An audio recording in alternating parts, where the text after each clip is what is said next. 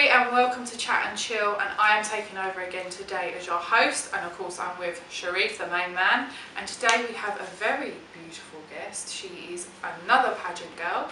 This is Sophie and she is representing as Miss Surrey Curve 2018 in Miss British Beauty Curve. Woo! Representing the curves. So just tell us a bit about yourself and how you came to do pageantry. Now I know you're a makeup lover. I love makeup. You love makeup. And this is your first time doing a pageant? Yes. What made you enter the pageant and what do you feel like you're going to get out of it? Do you know what? Like, it came up on my Facebook sometime last year and it's like, oh, Miss Curve, not Miss Curve, oh, sorry. Like brands, don't listen to that. It's a cut situation. Sorry. Miss British Beauty Curve, enter. And it's a take a picture, not a selfie. You know, at that time I was sort of feeling really down, I'm not going to lie, I was feeling low. And I just thought, do you know what have I got to lose?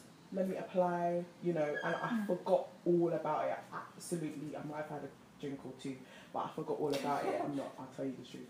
And I got the email back in December saying, oh, we've entered you through. And do you know what, yeah, that time was the first time in a long time that I felt good. Like it just made me feel like, you know, bright and positive and oh my God, wow, me? What? And I was just like, do you know what, I'm going for it. And I saw the people on the website and I saw my curvy sisters and everything. I was like, I could do this. Like, you know, do you know what, it's not for validation. It's more like, if I could turn back time to tell myself when I was younger that it doesn't matter what you look like, stop comparing yourself to people, everyone's different. I wish I could. So I'm going to use it as a platform to let everyone know, not just women, boys as well, that don't compare yourself to people, and also everyone's different, you're all special. 100%. I was exactly like that when I did mine. Yeah, it was really nice. And I was exactly like that when I did my first one. I wish I could go back, when I look now, I wish I could go back to when I was like 16, 17 in school and give myself the same advice. Yeah. Because it just, like, that's the whole reason obviously I started Fab, and it just breaks my heart when I hear and see girls and young, like, children like beat themselves up about how they look and then killing themselves over it as well because they're being trolled online, and it just, yeah, it's a bit heartbreaking. So, if you do win, what would you do with your year? Oh, that's a good one. I always love asking this. That's a very, very good one. So if I did win, this is a selfish one. If I did win, I'm going to buy myself a new handbag. I'm just being honest. I'm just putting it out there. One as well. You know that. Oh, is it? Yeah. Okay, I'm going to buy myself a second new handbag. Yeah, you get a Michael Kors bag. I usually always have mine. I've changed it today, so you can see it. Yeah, you get my blue Michael Kors handbag. Yeah. They gave me that for winners. Yeah, of course. You get goodie bags. Oh, okay. Yeah, you get goodie bags. Maybe You I get should goodie scrap bags. that. I'm not buying myself a new handbag. But if I did win, oh my God, you know, I haven't even thought that far, you know, of if I did win. I'm just still on that wave of, oh my God, I'm in it, like that kind of thing. If I did win, do you know what someone asked me the other day, my main goal is to do body confidence talks in schools. I went to an all-girls school, a Catholic school, right? And in a Catholic school, a lot of things are not talked about, let alone, you know, body confidence, that kind of thing. I'd love to go around schools, mixed schools, girls' schools, whatever, and just talk to children about the realities of life and how not to try and conform. Like I said earlier, not try to conform. Be yourself, know you're special, and have confidence. That's the first thing I'd love to do. Talking of body confidence, I've always wanted to know, because I obviously have a lot of pageant people here, and obviously... when people talk about being body positive and all of that, how do you think it should be tackled? Because a lot of the stories I hear from all of you ladies as well, it's all kind of started from young. So it's something that you went through either primary school, secondary school, college, whatever. Do you still feel like it's an issue when you get older? Like, do you still feel the same, I don't know, should I say fat shaming, or like, is it still the same? Like, this is, because for me, I'm thinking, okay, it happened when you're young, so do we just tackle the younger audiences with body positivity, or is it also in the adulthood as well? It's in adulthood as well. I think, do you know I was thinking about this, the main thing is that we all do it. We all look at people and think, wow, why is he wearing that? Oh, you shouldn't, Oh, yeah. or, you know, that kind of thing. So it starts with all of us, you know. I'm guilty of it, you know, subconsciously, unfortunately, you judge people, you judge books by their cover. Do you know what I mean? We all do that, and you think, oh no, she shouldn't be, or he shouldn't be doing that. So, yes, we need to start off young, but it's also just about acceptance. It's about, okay, maybe you don't like how she looks or whatever, but it's not your body. If you don't like it, turn around and look the other way. But 9 times out of 10, the ones you want to talk the most are the ones who actually like it secretly. And I think as well, if you tackle it when you're younger, it can prepare you for when you're older. So you know how to handle it and you know how to deal with it. Yeah. But going back to like adulthood, Kat, who was on our sofa, she put up she didn't. She did a campaign for an underwear company, and they put it up yesterday on the website again. And I can't even tell you the comments on it. It was disgusting. Ultimate trolling. And I was so heartbroken, and I was reading them and I thought, no, I ain't having this. So I started answering back politely, obviously. But what people do is you look at the photo, like you said, and you judge straight away. So they go to where I see a fat person, you're going to get heart disease, you're unhealthy and whatever else, and you're just fat. And I'm like, how can you judge someone just by looking at a picture? But isn't that the issue though? Because I look at what you guys are doing in your movement, right? And then I look at the so-called healthier clan. Now, a lot of them, they sell that being fat ain't good, go to the gym, do that, etc., etc., etc. Even some of you girls in the curve scene are all going to the gym and doing that, etc. So I think, does the message get lost in what you're selling? Because I sometimes think, I understand everyone being curvy, size doesn't matter, I'm fat myself, so I definitely am involved. Can I say curvy now? Yeah, of course you can. Yeah. Listen, fellas, you want to see some booty? Shout me. Anyways, but I've always wondered, like, because I even think in the cursing, a lot of them still follow too much of the skinnier gym height. I mean, I know you want to lose weight, and you know that's natural. But I think sometimes a lot of the messages will be things like, I was 200 weight, now I'm 150, I'm loving myself. But it's like you're basically following them anyways by trying to lose all that weight. And I think when people come out and go, you're still big, to me it seems like, well, you're always in the gym, but then you promote yourself being big, but you're not trying to stay that size, you're trying to get to the slimmer section. And I've always wondered, is that, I mean, I don't know. I can answer that, because I've done exactly that. Because I've always wondered that, isn't that how, that's how people look at it, isn't it? Yeah, that's how people look at it, and that's how I got grief online sometimes, when obviously I've lost 4 stone. And I've gone from a size 20 to 22 down to a 14 to 16. I didn't do it because I think, right, I'm going to look like them. That's not why I did it. I still go to the gym, I still promote it, because I can still go to the gym and feel good about myself and not want to be. I'm never going to be a size 8 to 10. Never would I want to be. And I stood on the weight machine at the gym, and it weighed me, did my height, BMI and everything, body fat, whatever. And according to it, I should be a 5 stone lighter than I am. So I should, With your height? With my height, I should be 5 stone lighter than I am. I'm a size 14 to 16. So to physically get down, the lowest I've ever been, like size-wise, is a 10 to 12. And to get there, I starved myself. So just think, losing another 5 stone, how far I'd have to go.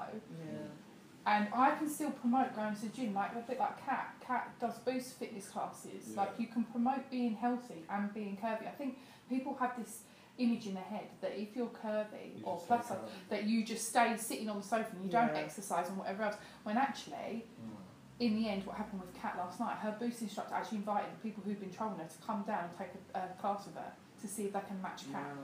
So, but I think that's the problem, that people just don't understand the movement altogether. No. And what I get now is oh, well, you're not really plus size because you're the lower end. You're not representing the girls at size 20, 24 anymore. It's like I've turned my back on that. It's not. I think when you lose weight, it's always a personal, option.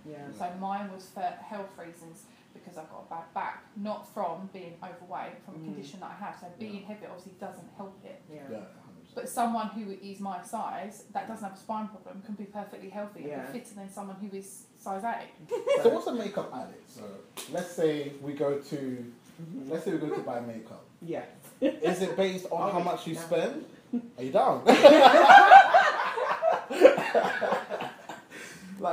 Is it based on how much you spend on makeup? I don't get it. What's a makeup addict? I think it is more, not how much you spend, it's the research I do into what new things are out and what it can do for my skin and what I want to try and test and that kind of thing. That's my hobby. I guess you would call it a hobby more than anything. So it's not, I wouldn't say it's just spend, but if there's something new out and, you know, and it does this, and I'm like, oh, I'll be first. Like when Rihanna Fenty Beauty came out, I was there. I had this.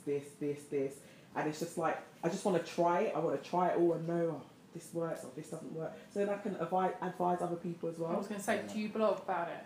I don't. I really should. You should start doing YouTube tutorials, and especially with pageants. Like this could totally be your niche and be how to style for different rounds, how to do different styles of makeup, what products you recommend. Like you can get sponsorship. Your ssponsorship would be flying in.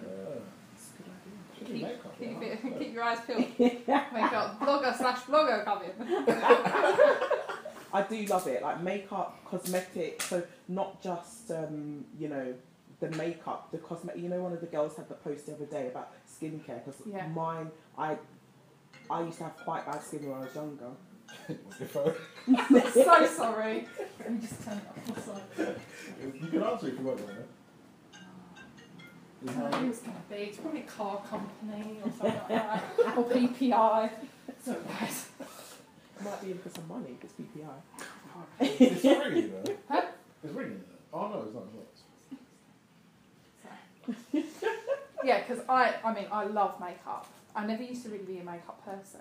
And then I'd be like, oh, it's too expensive, whatever. And then I'd see someone do a video and I'd be like, my face needs to look like that. Exactly. And the products are insane. And then when I went to America, I'd never heard of Sephora.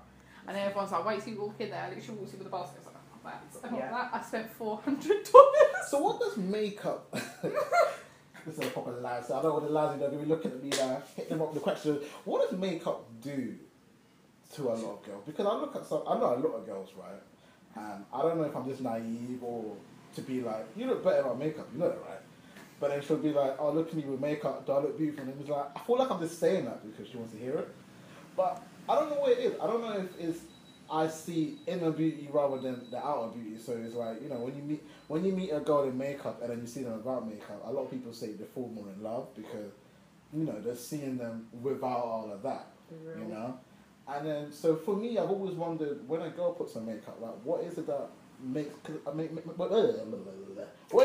it so important, like, to you as a person or to anyone? I mean, do you know what? I'm not one of these people who wouldn't leave my house without makeup. Don't get me wrong.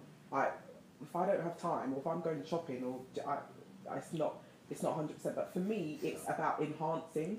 Personally, for me, it's about enhancing what I have, and also, it's like having a dolly with clothes. You know, when you're young, you've got a dolly with clothes. Like I've got, you know, eyeshadows. I want to mix it up and change it up. You know, show your personality, that kind of thing. Colours, that kind of thing. So for me, it's not about an insecurity of what's underneath my makeup. It's just about highlighting my features. Or I feel like it's a red lipstick day today. That type of thing. You know? Green eyeshadow day today. It's more. It's a fun thing for me. It's not to hide underneath it. And when people say, oh, you look better without makeup, I mean, do I believe them? Sometimes I'm like, really? Like, you haven't seen me when I wake up in the morning. But, you know, each to their own. Like, you might like me without makeup, but I know when I've got a bit of blush and highlighter and my mascara. Have you ever thought that people just say that because they don't want other people to look at you when you go out? Because I know boys that will just tell me, you look better with makeup because they know they look good. But like don't want the girl to be, you know, getting like chatted up or whatever by other fellas. Like, do you ever feel like people just say that? Personally, I haven't. If we're talking about a guy, a boyfriend or partner telling me I look better without makeup, because they're insecure. I hadn't. Well, you wouldn't know, innit? Because they're not going to tell you. I mean, I would gauge that if I was dressed up nicely and then, you know, you were going out and you had a nice dress and high heels and they said, oh, I think you would look better without your makeup on. I would know that you have a problem here. You know what I mean? So.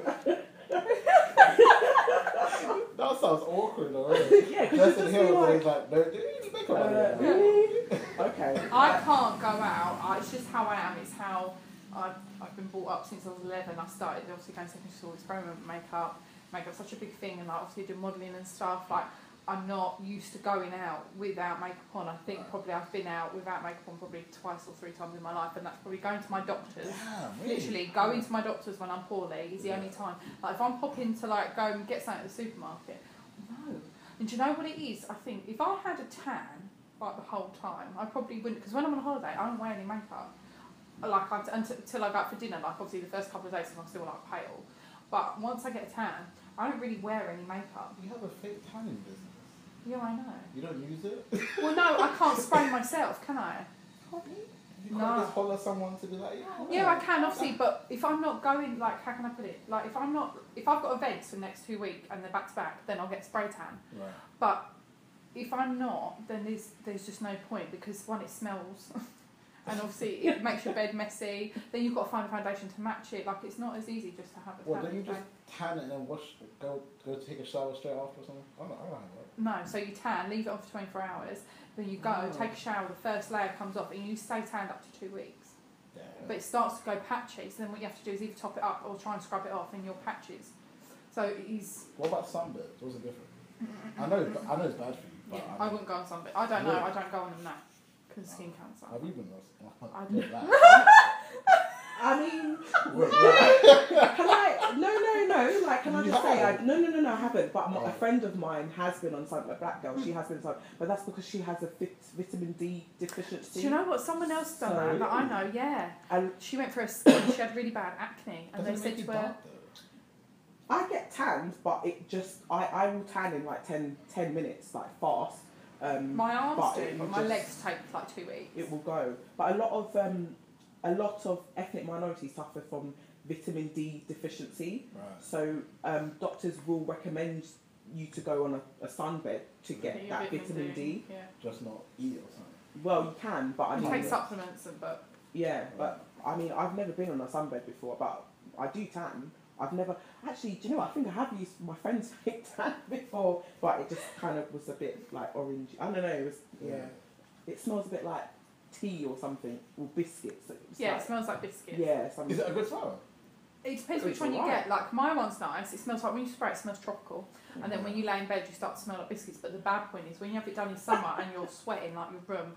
My mum would walk in, she'd be like, "Oh my god, you've had a tan, haven't you? Jeez." I'm like, "I'm so sorry." And like, obviously, when you're cuddling someone in bed, they wake up and they've got like a patch here and a patch. I've had that. Yeah, you can't. If someone spoons me and I've got like a brown arm, I'm like, sorry. I'm like, just don't touch me, I'm sticky. Yeah, you can't wear white.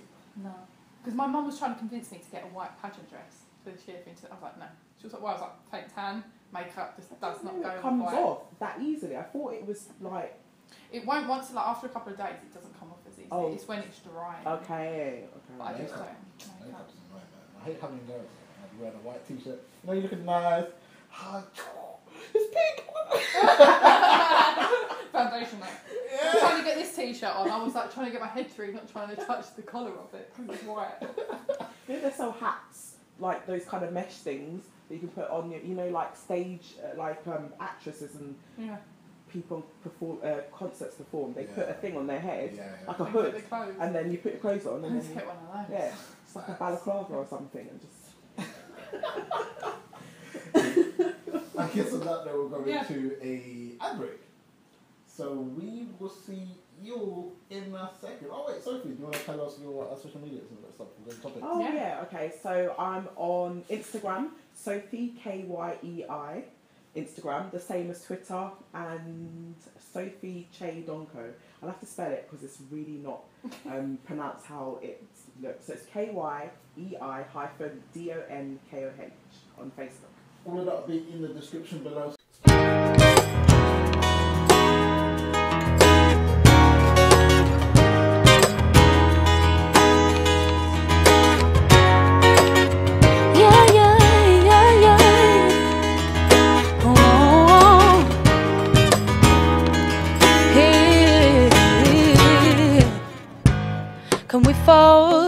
we face our fears and release our yesterday? We'll be stars. It's the nights like these that take our breath away. Can we paint in colors of love? Can we find the words to say that you're my favorite? You are blue and you kiss the color of morning. Your eyes, the sunrise, and mine, the blinding moon. Baby, I come alive at the times that I'm with you. Lazy days we lay are amazing. I'm so faded, breathing you for some reason. I need you. This is golden. So cover me in the coloring of you loving me. This is golden, so bright and bold, so bright, and this is golden. I wanna be lost inside of the lovely. This is golden. The sky can't hold us. So white, it's golden. Should we pause? Should we fight this feeling, fearing that we are too involved? Is it far too fast? Will it last? Am I asking too much? Is this human? Or is our design a divine and crazy love? Is this heaven? Have you ever felt like this?